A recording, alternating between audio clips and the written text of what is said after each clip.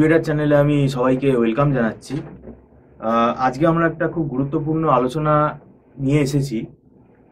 তোমাদের যারা ফার্স্ট সেমেস্টারে পরীক্ষা দিলে, মানে এমবিএ যারা পড়ো, ম্যাকআউট ইউনিভার্সিটির এমবিএ স্টুডেন্টদের আমি বলছি, তোমাদের এই ফেব্রুয়ারি মাসটা তো পুরো পরীক্ষাতে লেগে যাচ্ছে।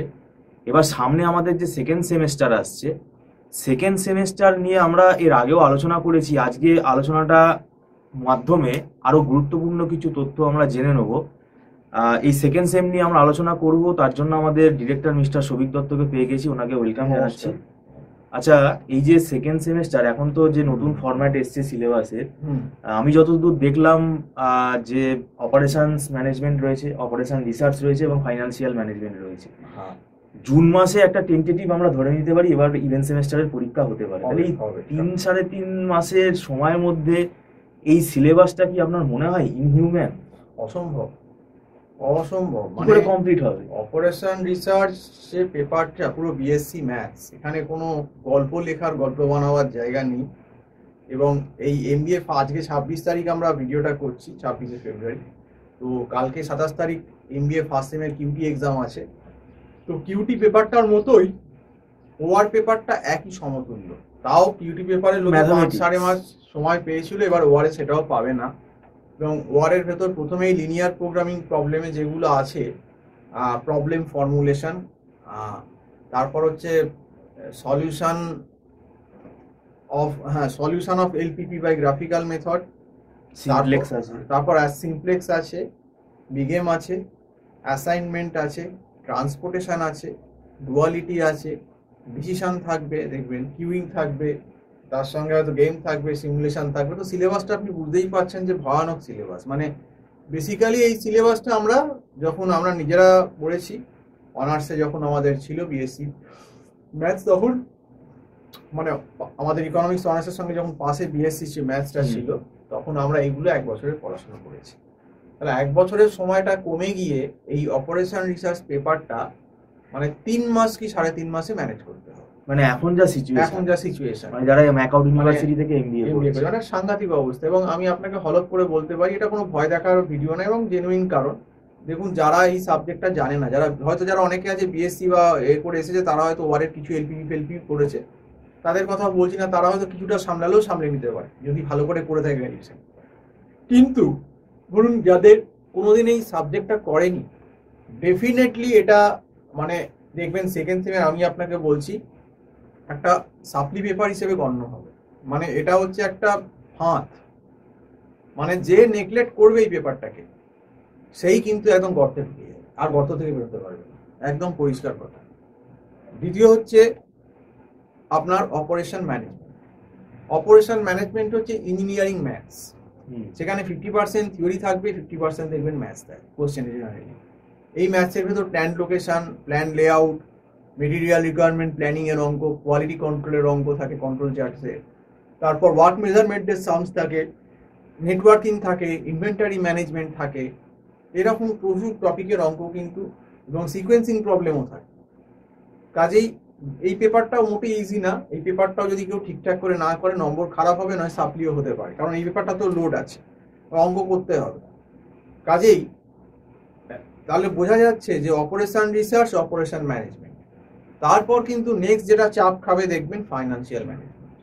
যাদের অ্যাকাউন্টসের ব্যাকগ্রাউন্ড ভালো নেই, যাদের আগে অ্যাকাউন্টস ভালো করে পড়ে আসেনি, তাদের কিন্তু এইবার ওই লিভারেজ, ক্যাপিটাল বাজেটিং, তারপর টাইম ভ্যালু অফ মানি, তো এইগুলো কিন্তু সমস্ত ক্যাশ ফ্লো, ফান্ড ফ্লো ডিটেলসে থাকবে। তো আমার ব্যক্তিগত মত যে যারা কিন্তু সিরিয়াসলি এই বিশেষ করে এই 3টে পেপার, তার সঙ্গে বোধহয় কম্পিউটার রিলেটেড একটা পেপারও এমআইএস বলে আছে, সেটা তো আমি সেরেই দিলাম। কিন্তু এই যে 3টে পেপার আপনাকে বললাম, যে অপারেশন রিসার্চ, অপারেশন ম্যানেজমেন্ট এবং ফাইন্যান্সিয়াল ম্যানেজমেন্ট, দেখবেন এইগুলোতে এই সেকেন্ড সেমিস্টারে সব থেকে বেশি সাপ্লি হবে। এবং সাপ্লি হওয়ার কারণ কি? সময় কম।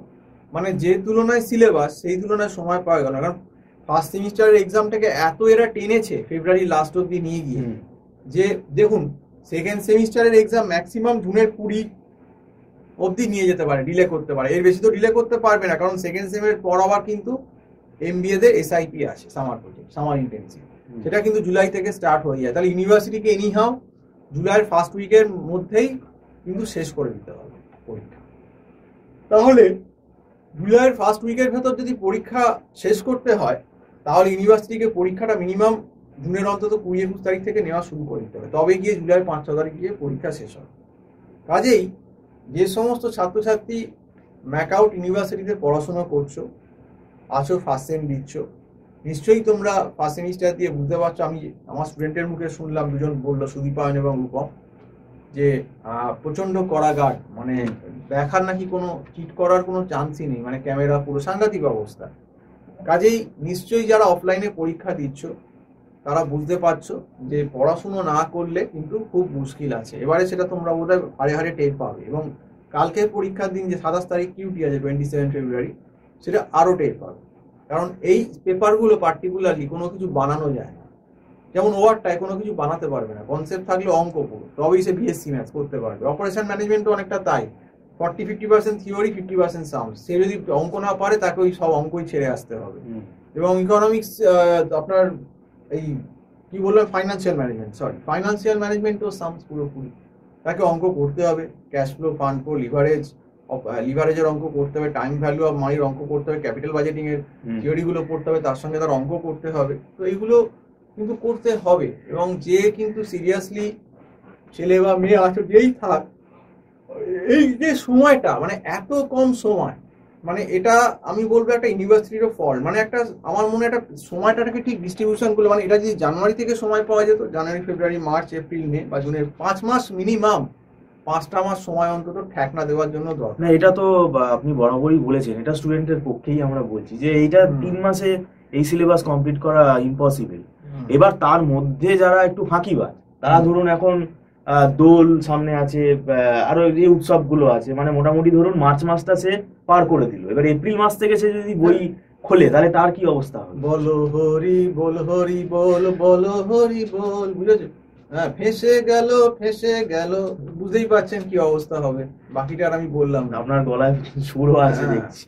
হ্যাঁ, তো বাকিটা আর কিছু আমার বলার নেই, কারণ যে এপ্রিল থেকে আসবে, এপ্রিল, মে, জুনের পুরে আপনি 2 মাস 10 দিন দেবো ওই গান, বলো হরি হরি বল, বলো হরি হরি বল, এছাড়া কিছু করার নেই। আমি তো আপনাকে বললাম, এবং এইটা তো বোঝাই যাচ্ছে। এটা আমি কেন, এটা যে কোনো লোক। আচ্ছা, এবারে একটা নতুন অভিজ্ঞতা হলো আপনার, মানে আমারও হয়েছে। এই ফার্স্ট সেমের পরীক্ষা শুরুর আগে থেকে একটা ট্রেন্ড চলছে সাজেশন। এই সাজেশন আপনাকে কতটা বিরক্ত করছে? এই সাজেশনের ফোন আপনি কত পাচ্ছেন? সাজেশন এখন দেখুন ব্যাপারটা খুব হাস্যকর হয়ে গেছে। আমি আপনাকে মানে ফোন করেই বলছে স্যার সাজেশন হবে। মানে এই operation research, BSc maths, cutie, এরকম স্ট্যাটিস্টিক্স লেভেলের হাই অ্যানালিটিক্যাল হাইপোথিসিসের কোন সাজেশন কোনোদিন হয়নি, হোস্টপিনকালে হবেও না। আনপ্রেডিক্টেবল, এবং বিশেষ করে এখন ম্যাকআউটের যা কোশ্চেন হচ্ছে পুরোপুরি আনপ্রেডিক্টেবল, কি আসবে কি না আসবে কেউ ধরতে পারছে না। তো কাজেই যারা এরকম ফোন করে হাস্যকর কথা বলে, আমি তাদেরকে একটা কথাই বলবো, ভাই পড়াশুনো করো। ওই শর্টকাট করে আর পাস করা যাবে না বা ভালো নম্বর পাওয়া যাবে না। এখন সেই দিন ম্যাকআউটে চলে গেছে। এখন ম্যাকআউটে এলেও তোমাকে একটা মোটামুটি মার্কস ভালো পেতে গেলে কিছুটা হলে পড়াশুনো করতে হবে। কারণ এখন এই মাস্টার ডিগ্রি লেভেলে সেটা সেই মাধ্যমিক নয় যে একটা সাজেশন দিয়ে দিলাম এ হয়ে গেল। ইভেন মাধ্যমিকেও সাজেশন হয় না, এখন তোমাকে থরলি সবকিছু পড়ে যেতে হবে। এটাই হচ্ছে ব্যাপার। আচ্ছা, এবার ব্যাপারটা হচ্ছে যারা মানে ধরুন ফার্স্ট সেমিস্টারে যা অবস্থা আপনি বললেন, এবারে অনেক সময় পেয়েছে, তা সত্ত্বেও যদি কেউ সাপ্লি পায় তাহলে তাদের মানে মানে কি হতে পারে, তারা কি করবে? মানে ওই পেপারটা কবে দেবে? ওই পেপারটা আবার জুনিয়রদের সঙ্গে দেবে, সামনের বার যখন ফার্স্ট সেম হবে তাদের সঙ্গে বসবে। আবার অনেকে এবারও তো দিচ্ছে, এবারও তো সব পরীক্ষা হচ্ছে, জুনিয়রদের সঙ্গে দিচ্ছে। মানে একটা আর কি বোঝা আপনার বেড়ে গেল এবং হেডেকও বেড়ে গেল। যে এবারে ফার্স্ট সেমিস্টারের পরীক্ষায় কম বেশি করে আপনার কাছে এরকম কি কোনো খবর আছে যে মানে গার্ডিংটা কতটা স্ট্রং হয়েছে? বা গার্ডিং খুবই স্ট্রিক্ট হচ্ছে, আমার স্টুডেন্টরা বলেছেন যে মানে এখানে চিট করার আর কোনো চান্সই নেই, এমন স্ট্রিক্ট হচ্ছে। এক্সটার্নাল মানে করছেন, প্লাস ক্যামেরা বসেছে, কাজেই যে কিন্তু মানে চোতা করার চেষ্টা করবে সে কিন্তু সঙ্গে সঙ্গে ধরা পড়ে যাচ্ছে। এবং ইভেন আমার কাছে খবর এসেছে ফোন নিয়ে একবার কে বুঝতে গেছিল না কোন কলেজে, সেই ফোন নাকি সঙ্গে সঙ্গে ক্যামেরায় ধরা পড়েছে, এবং ফোন পাওয়া গেছে বলে তার খাতা নিয়ে নেওয়া হয়েছে এবং সঙ্গে সঙ্গে সেই খাতা আড়ে করা হয়েছে। কাজেই আপনি বুঝতেই পারছেন যে এখন আর ওই চিট লিখে নিয়ে গেলাম, চিট করে, আর চিট করে করবেটা কি? কিউটি পরীক্ষা বা ওয়ার এর মতো পেপারে যেখানে পুরোটাই ম্যাথস, আপনি যদি সে কনসেপশন না জানেন, আপনি তাকে যদি ফর্মুলাও দিয়ে দেন, সে অঙ্ক দেখে বুঝতে পারবে না কোথায় কি ফেলতে হবে। সেইটা জানার জন্যও একটা পড়াশুনো করতে হয়। তো এইটাই হচ্ছে বক্তব্য, যে দেখুন, আর এইবারে তো সময়টা খুবই কম হয়ে গেল, মানে এই মার্চ থেকে স্টার্ট করে মার্চ এপ্রিল মে, মানে ধরতে গেলে কিন্তু ওই 3 মাস 10 দিন 12 দিন সময়। 3 মাস 10 দিন 12 দিনে কি হবে? এই একটা এত বড় ওয়ারের মতো পেপারের সিলেবাস, তার সঙ্গে গোটা অপারেশন ম্যানেজমেন্ট, ফাইন্যান্সিয়াল ম্যানেজমেন্ট, মানে হাবুডুবু খাবে। এবার ধরুন যারা একটু সিরিয়াস স্টুডেন্টও আছে, তারা নিশ্চয়ই হয়তো তারা পড়া শুরু করে দেবে মার্চ মাস থেকে, সে আমাদের কাছে আসতে হবে, তার কোনো বাধ্যবাধকতা নেই। তো সেই ধরনের স্টুডেন্টের ক্ষেত্রে আপনার কি কি অ্যাডভাইস থাকবে, মানে তারা কিভাবে ম্যানেজ করবে? মানে যদিও সমুদ্র, মানে 3টে পেপারই পুরো যতটা করা যায় করে যেতে হবে, যদি 60% হয় যতটা শিখে যাওয়া যায়। এবং সাথে যদি ওদের অসুবিধা হয়, আমি সিরিয়াসদের বলবো আমাদের কাছে আসতে হবে বলে আমি বলছি না কখনোই। যদি চেনা জানা থাকে, কোনো সিনিয়র লোক থাকে, অবশ্যই ওয়ার অপারেশন ম্যানেজমেন্ট বা এফএম এর ক্ষেত্রে একটা সিনিয়র লোকের গাইডলাইনে থাকলে, কারণ দেখুন এত কম সময় তো, এখন নিজে যে পড়ে উদ্ধার করব, এক্সপেরিমেন্ট করব, বুঝবো, সেই সময়টাও কিন্তু স্টুডেন্টরা পাবে, তাই না? একটা ধরুন আপনার কাছে 6 মাস 7 মাস সময় থাকলো, সেইটা অনেক স্টুডেন্ট আছে আবার টিচারের কাছে যাব, ফিস দিতে হবে, ও ঠিক আছে, তাহলে সেটা তার নিজের দায়িত্ব। সেই যদি মেগা বুঝতে পারে বা এ করতে পারে, সেই রিস্কটা সে নেবে, সেটা তার উপর নির্ভর করছে। এবার যদি সে রিস্ক নিয়ে বুঝতে পারে, খুব ভেরি গুড, কিন্তু যদি বুঝতে না পারে, সেক্ষেত্রে আমার বলো বুদ্ধিমানের কাজ কাউকে না কোনো সিনিয়র লোকের আন্ডারে পড়াই বুদ্ধিমানের কাজ।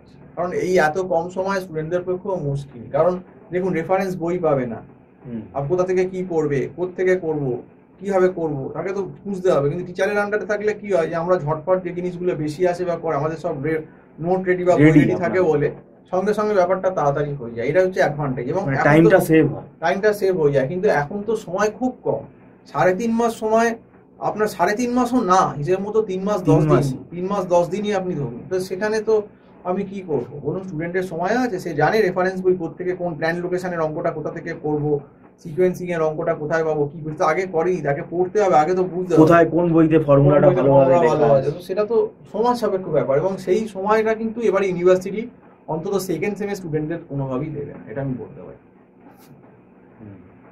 এবার আপনার কি মনে হয় এই কোয়েশ্চেনটা, আমি জানি না এটা এই কোয়েশ্চেনটা করাটা আমার উচিত কিনা, একদম যারা পিওর আর্টসের স্টুডেন্ট, তাদের কি এমবিএ তে আসাটা কি মানে ভালো, মানে আসাটা কি উচিত? দেখুন আর্টসের স্টুডেন্ট আসতে পারেন, কিন্তু তাকে আগে থেকে প্রিপারেশন নিতে হবে। মানে আমি এই সেন্সে বলছি যে যেহেতু এখানে একটা ম্যাথামেটিক্স বড় মেজর রোল প্লে করছে, অবশ্যই যারা আর্টস থেকে আসবে তারা যদি প্রথম থেকে এমবিএ পড়াগুলো, সেমিস্টারের পেপারগুলো যেগুলো টাফ, সেগুলো কারুর কাছে করে আসেন তো ভালো। কিন্তু এই এত কম সময় যে আর্টস থেকে আসবে, তার পক্ষে ওয়ার বোঝা অন্তত অপারেশন, মানে আপনি বলছেন এমবিএ ফার্স্ট সেমিস্টারে অ্যাডমিশন নেওয়ার আগে থেকে তাকে অন্তত পক্ষে একটু calculus, GP series, AP series, logarithm, এইগুলো মানে কোনো টিচারের কাছে পড়া শুরু করে দেওয়া হবে। সব সেটাই বলতে চাইছি।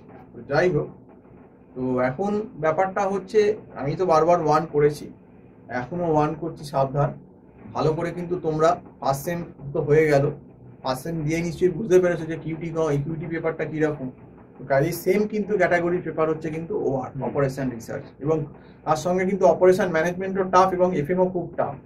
কাজেই স্টুডেন্টদের আমি অন্তত এটাই অ্যাডভাইস করবো, যদি নিজেরা সামলাতে না পারো, সময় একে কম, ডেফিনেটলি তোমরা কোনো সিনিয়র লোকের আন্ডারে টিচিং নাও, তাতে তোমাদের কি হবে উনি জট ডাউন করে বলে দিতে পারবেন যে কোত্থেকে কতটা করতে হবে, কি করবে, ব্যাপারটা খুব ঝটপট করে হবে। কারণ সময়টা কিন্তু ইউনিভার্সিটি একবারই বেশি দেয়নি। এই সিলেবাসের জন্য ওআর, অপারেশন ম্যানেজমেন্ট আর ফাইন্যান্সিয়াল ম্যানেজমেন্টের যা সিলেবাস, তাতে এই 3 মাস 10 দিন টাইম ফ্রেমটা খুব কম, খুব কম। মানে মিনিমাম এই পেপারগুলোর জন্য 5 মাস সময় থাকা উচিত, তবে শেখানো যায় কিছুটা হলেও। তাও সেই 5 মাস সময়টাও যে আমি সাফিসিয়েন্ট সে কথা বলছি না, কিন্তু 3 মাস 10 দিনে ওয়ারের এতগুলো টপিক যেগুলো বললাম, এবং তার সঙ্গে অপারেশন ম্যানেজমেন্টের থিওরি প্লাস সাম, এবং এফএম এর পুরোটাই অঙ্ক, যে টপিকগুলো আছে অনেকগুলো, সেগুলো করা অসম্ভব ব্যাপার, মানে সম্ভব নয়। ইভেন আমিও যে 3rd মার্চ থেকে যে ব্যাচ চালু করব, সেখানেও আমি বলে দিয়েছি যে আমার পক্ষেও পুরো সিলেবাস সম্ভব না, চেষ্টা করব যে ইম্পর্টেন্ট টপিকগুলো আছে সেগুলোকে কভার করা। তাতে যদি 60-70% পড়ে যায় তাই করে যাবে, কারণ কিছু করার তো নেই। আমি তার ভগবান নই, আমি এমন তাড়াতাড়ি এগোলাম, দেখলাম যেগুলো পড়ালাম কেউ কিছুই বুঝতে পারলো না, তার থেকে যতটুকু নিতে পারে বুঝতে পারে, সেটা যদি 60% 70% নিতে পারে তাই থাক। হুম। সবই পড়ালাম অথচ কিছুই বুঝলো না, সেরকম পড়িয়ে তো লাভ নেই কোনো student-কে, আর তারও কিছু লাভ হবে না। তো যাই হোক, সম্পূর্ণ ভিডিওটা দেখার জন্য অসংখ্য ধন্যবাদ। যদি আমাদের কথাগুলো ভালো লাগে অবশ্যই এলিভেটর চ্যানেলটিকে আপনারা সাবস্ক্রাইব করবেন। নমস্কার।